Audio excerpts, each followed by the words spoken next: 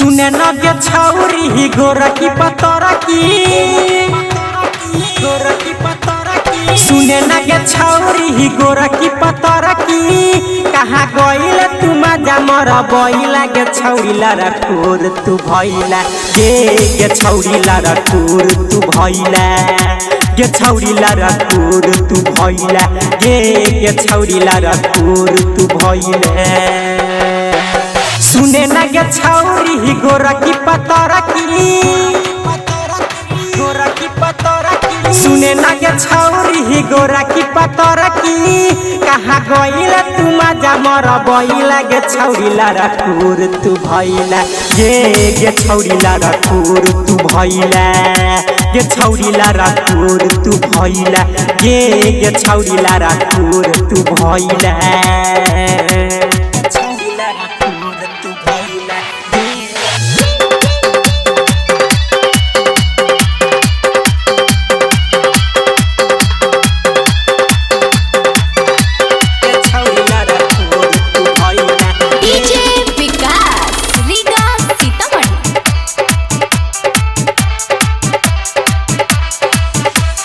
चढ़ल जवानी के यगिया भूतैला चिकन सामान के करा तू चिखैला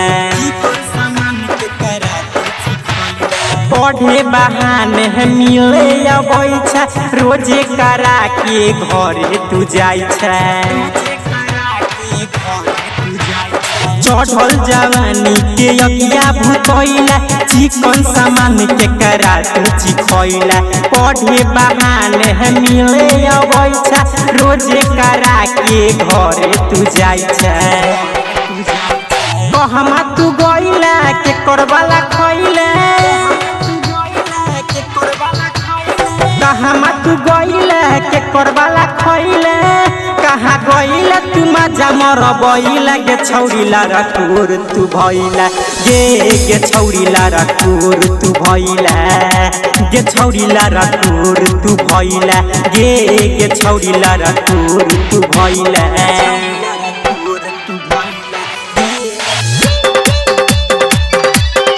TS recording studio Darbhanga.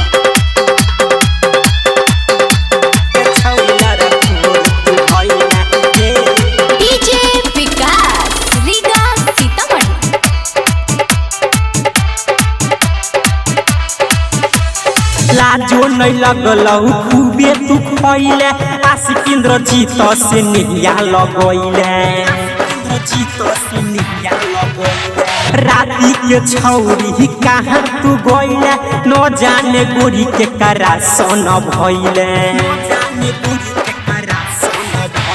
Lajo नहीं लगलहु खूबे तू खइले किसन दीवाना से निहिया लगइले राती के छौरी कहाँ तू गइले न जाने गोरी के करा सन भइले छौरा संगे जाके है जवानी चुसा के छौरा संगे जाके है जवानी चुसा के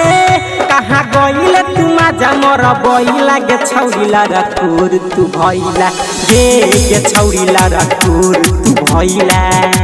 गे छौरी लारा कोर तू भइला गे छौरी लारा कोर तू भइला TS रिकॉर्डिंग स्टूडियो दरभंगा।